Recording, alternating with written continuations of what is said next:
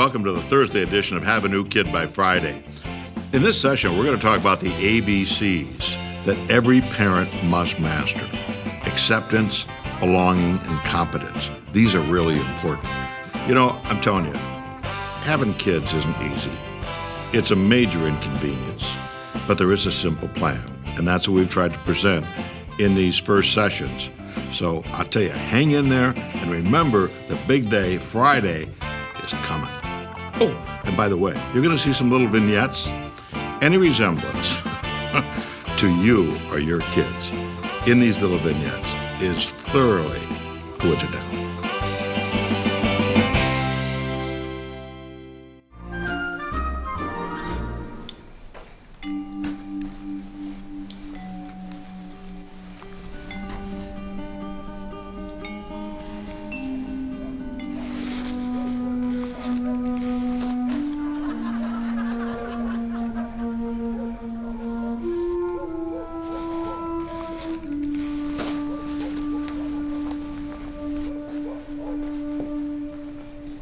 I really hope that's just a phase.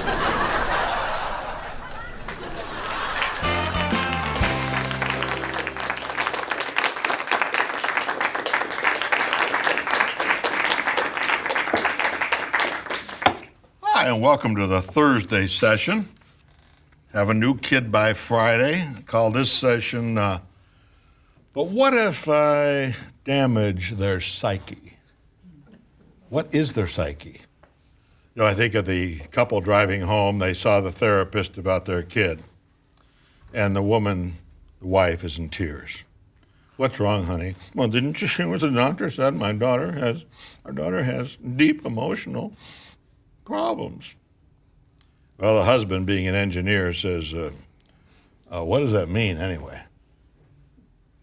I don't know. It sounds bad. You know, we love to throw around labels. We love to diagnose kids as this and that. I have adults who come up to me and tell me I'm OCD and I'm ADHD and I'm this and that and the other thing. I want parents to be on hands in their approach with their kids. If there's a problem, let's deal with it. By the way, if you want to go and seek counsel of a counselor, a psychologist, what have you, my advice, find someone who wants to get rid of you. Don't find someone who has the 60 easy payment plan where you and the shrink are going to become the best of friends for the next 5 years. It's not healthy for you. It's not healthy for your family, okay? I had so many people drop little Buford off at me and essentially say, hey, doc, can you fix him? And the last person a young kid should see is somebody like me. Let me talk to the parents. Let me educate the parents on things they should do in their home that are, quite frankly, not easy to do.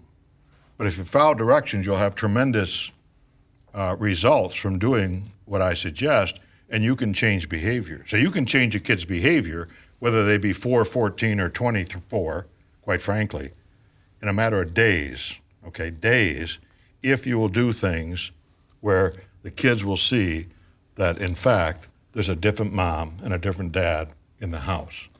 There's 3 pillars of self-worth. I call it the ABCs: acceptance, belonging, and competence. So we're going to talk about that today in this Thursday session. We talk about accepting kids. Wouldn't you agree that these 3 little cubs, or 5 little cubs, or maybe you are prolific and you have 9 little cubs, or even more, are all different? They're all different. They're absolutely different. In fact, a couple observations. As the author of the birth order book, okay, which many trees died for, I would add, look at the firstborn in the family. Look at your firstborn right now. Just think of your firstborn. Now think of the secondborn. You're talking about 2 people who do life completely different. One turns left, one turns right. So does one size fit all? No. Because kids are going to react differently. And by the way, as these little cubs come out of the same den, in actuality, they don't. Because with the birth of every child, the family what? Changes, okay? So we talk about accepting kids. Do you treat your kids differently? There's a question to start off with. You know, most of us don't. Most of us just assume. I could tell you as a daddy, when our second-born Chrissy was born, and I looked down at that little gift of life, the first thing I said to myself is, she doesn't look like Holly. Why should she look like Holly? She's Chrissy. They're still night and day different today. And they're 38 and 39 years of age. So kids are different. And by the way, does God treat us differently? Does he give us all the same gifts and abilities? No. He's made all of us, what? Different. So you need to learn to treat your kids differently. So the birth order ought to reign in your family. The oldest, and by the way, when you need a job done, who do you call on? The oldest. How many of you right here in the studio are oldest children? Yeah. Let me tell you something you heard way too much of. I don't care what he did. Do you understand me? You are the oldest. I expect a little bit more to you, young man or young woman. And so we groom leaders, you know, in the home, firstborns. So firstborns rule. They absolutely rule. But we train them up, so to speak, to rule. We put them in charge of other people. It shouldn't be a surprise to learn that CEOs and presidents are firstborn children. Entrepreneurs are laterborns. Top salespeople, laterborns. Why? Because if you're stuck as a therapist and you got one kid saying this and one kid saying that, you go to a little 7-year-old Junior over here in the corner and say, Junior, what's going on? He can tell you. You know why he can tell you? Because he earns a living looking up. He knows how to get around everybody. The babies knew how to set up older brothers and sisters, get them in trouble, know how to get around things, you know. But again, in the business world, there's your top salesperson. They could sell dead rats for a living and do well. So your stereotypical firstborn, okay, is very much on top of their game. Now, with this in mind, that God treats us differently, okay? Do you treat your kids differently? It's 9 o'clock. Dad, what do you say? All right. Everybody listen up. I want everybody in bed now. Now, why do you say that? You got 3 kids. They're 3 different ages. Why do you say that? Tell the truth. You want to fool around with a wife. You want them out of the way. No, seriously. But see, it's expedient. And I'm just saying it makes more sense to put the youngest to bed first, and then the next, and give that firstborn a little extra time without them. Sometimes it's smart, you know, to pull a kid aside. Maybe you're talking to the middle child who feels squeezed to begin with. He's got the crown prince or princess over here, little schnooky over here who got away with murder, and no one's ever asked the middle child, honey, what do you think we ought to do? That's never come up in the kid's life yet. So they're just sort of lost in the shuffle. But you know, a smart parent might come along that middle child and say, hey, can I ask you something? You think your sister's a little bit over the top? Now, this is the kid who brings home straight A's. She's the kid in the classroom that every time a teacher asks a question, you know those kind. I hated those kids in school. But you know what I'm saying? That sometimes you have to establish a quality with this kid to sort of say, you know, I understand what it's like to follow that. Remember what I said? Everybody's got to be somebody. So you got to find some ways of highlighting the qualities, the God-given qualities that this kid has that makes that kid who he is. You need to encourage that in that kid. Because is one kid, quote, better than the other? No. But treating kids differently will get you going on the right track. Lots of times we subtly compare. You know, a second-born child does something. Maybe they're doing somersaults or diving in the pool in the summertime. Watch me, Mommy. You know how kids are. Watch me, watch me, watch me. And you turn to your husband. You say, oh, John, remember when Nancy did that when she was little? What have you just said in front of the second-born that did for the very first time? Your older sister, who you don't care for that much to begin with, did it 3 years earlier than you did. So sometimes the comparisons that we give, okay? Jesus died on that cross for each of us, not some of us, each of us. And each life is important, and each life has value. And you, as the co-captain or captain of the good ship family, you need to find ways to articulate the importance of these kids. Not over-importance. Keep in mind that they're going to give back to the family. No one member is more important than the family. So dad and mom are not, quote, more important than the kids. Everybody has to have a piece of the action. So again, firstborn sort of rule. Only children. Any onlys with us here in the studio? Any onlys? Onlys are firstborns in triplicate. By age 7, they're little adults. Okay? These are kids that do logarithms in their head for amusement. All the kids are lined up for milk at school. One kid's got an attaché case in his hand. Inside it is James Michener's Hawaii. They're just a step ahead of the rest of us. Middle children, interesting enough, are negotiators, compromisers. They never had mom and dad themselves. Okay, in the business world, Bill Gates is a middle child. Donald Trump's middle child. Yes, I know he has a family of 4 living in his hair as we speak, but he says, it's not the money, Kevin. It's making the deal that makes me go. And see, those are negotiators, compromisers, those middle children. Steve Forbes is a middle child. So middle children tend to walk to a little different beat of the drum. You got this kid that follows the rules. She's just wonderful. She's easy to get along with. She's got all kinds of friends, and you go away to the hospital to bring home this special little present, and little Attila is born. And she is so different than that easygoing kid. You can't believe they came out of the same womb, but they did.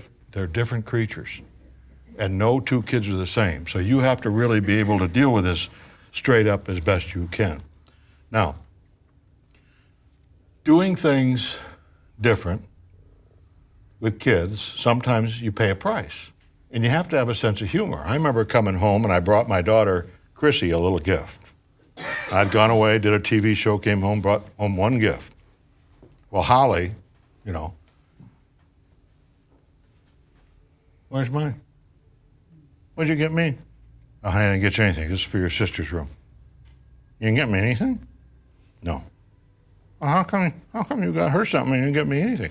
Honey, because your mother and I love her so much more than we love you. Now, if humor comes natural to you and you can use humor, that's fine. Don't try to force humor. But the point is, does that kid really want to be treated the same?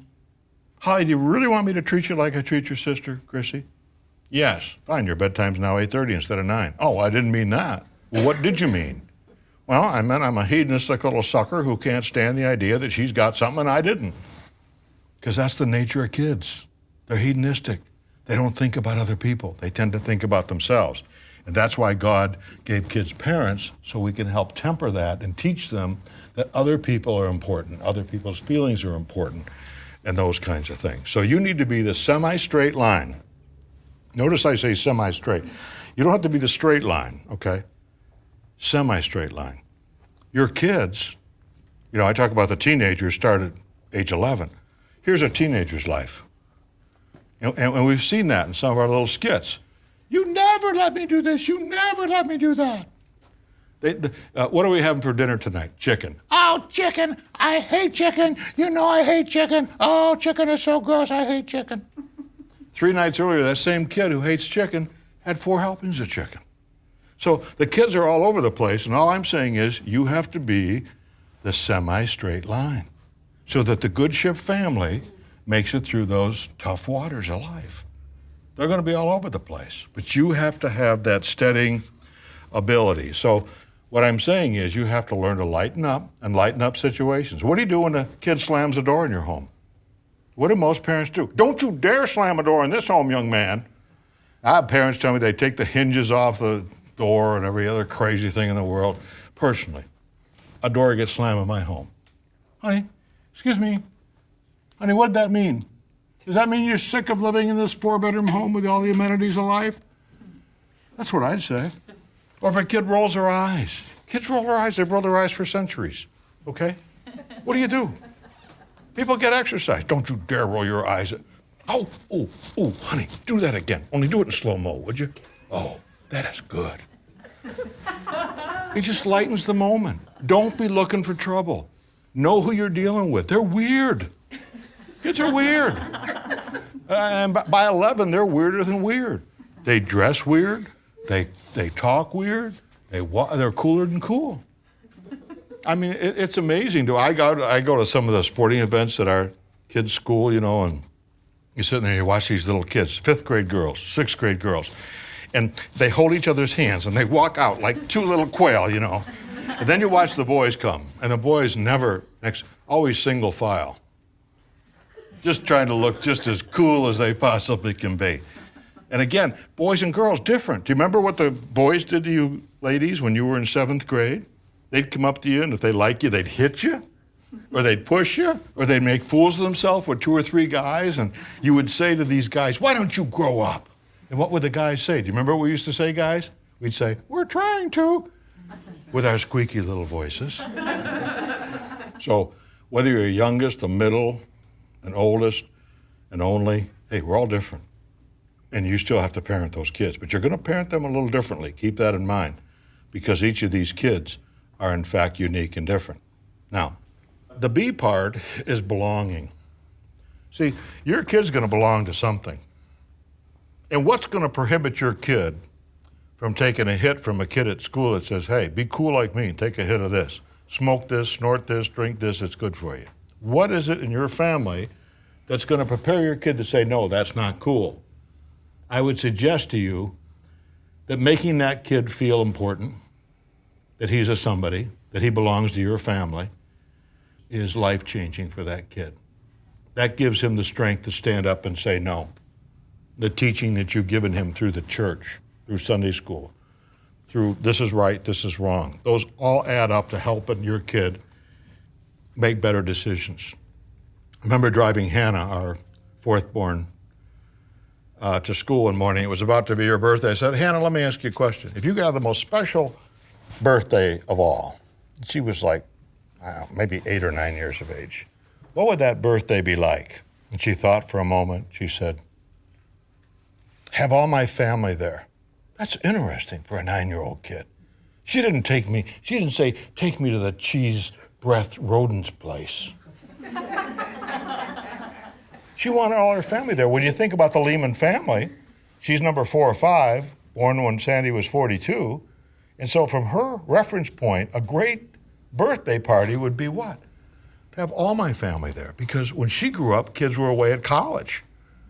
But see, that's what you want. That's what you want. You want your kids to value family. And your kids are going to belong. The C part is competence. And competence is interesting because I mentioned that we sort of go over the top in so many things with kids. False praise is huge today with parents. I was having a cup of coffee reading USA Today newspaper one morning, and I about choked. I mean, do you ever drink Pepsi in the summertime as a kid, and somebody says something funny, and you sort of snort the Pepsi out of your nose? Well, I had one of those experiences with coffee reading this article, because I've been talking about false praise since the late 60s, okay? And here's a feature article in the Life section on false praise. And they used, of all things, baseball. Well, I was a baseball player. Don't you laugh at that. You take 80 pounds off this body, it's an athlete's body. And I'm so old, I was in the first Little League in Western New York. But anyway, they use an example of a pitcher throwing 3 straight pitches across the plate and striking this little kid out. And here's this little kid, and he doesn't move. He doesn't swing at one pitch. Whoosh, whoosh, whoosh. He strikes out. And the young parents are screaming from behind the screen, great at bat, Matthew, great at bat. I got news for you, you little loser, Matthew. It was a lousy at bat. Now, by the way, do not send me an email about calling the kid a loser, okay? That was just for your entertainment value. But anyway, what would be helpful in that situation was afterward to come up to little Matthew and say, hey, Matt, rough day at the plate today. Hey, I'm going to be home Wednesday night and Thursday night early this week. If you'd like me to take you down to the park and throw BP to you batting practice, I'd be more than happy to. Now see, isn't that better than great at bat, Matthew, for a kid who never even, you don't think the kid knows the difference? Your kid's not stupid. So you want to be realistic in your approach to these kids, and you want to be helpful. So here on Thursday, this is what I want you to do. How can you show your kid unconditional love? You can love them without loving everything that they do. I'm convinced that one of the best disciplines a mom or dad can use with a kid is to walk into a situation and say, I want to tell you something. I am very angry. I am very upset at how this room looks. I spent 2 hours this morning cleaning this room. Turn your back and walk away. And what you do there, friends, is you rake coals over those kids. How do you think kids feel? Here's the kicker. Kids want to please you. They don't like it when mama or daddy's upset with them. Let them get in touch with their feelings. We're always talking about getting in touch. Let your kids get in touch with their feelings. And let them understand what they did was irresponsible, wrong, and out of bounds. You have to make sure that that discipline is very much a part of life. So other questions. How can you emphasize belonging in your family to make sure everybody gives back to the family, everybody works? In what ways can you spur your child onto competence? This goes back to letting your kids get involved in some things, not a whole lot of things. Quite frankly, it makes sense. You know, if your kid's a gifted athlete, yeah. The kid's a gifted musician, okay. Then he is an honor choir and he's an honor music and there might be some things, but he can't do everything because the family comes first. That means mom and dad and the marriage come before the kids. And then think about the difference between praise and encouragement. This is one you'll battle all the time because you and I grew up in a praising society. I always say, praise God, all others pay cash. God is worthy of our praise. Kids aren't. So encourage them. Come alongside them. Hey, good job. You'll see this with kids. They'll tear up a drawing they did in front of you and tell you it's no good. And what do most parents say? Now, honey, why do you say that? That's a beautiful picture of, honey, what is that? You know, it's better to say something like, honey, I'm sorry you see it that way. I got to tell you the truth, I like it. But if you don't like it, I guess that's your business. Walk away. Don't pay that kind of stuff off. That's what makes these little kids tyrants. That's Thursday, and Fridays are coming. So for those of you who are itching to pull the trigger and get this puppy going and have a new kid by Friday, it's not that far away, is it?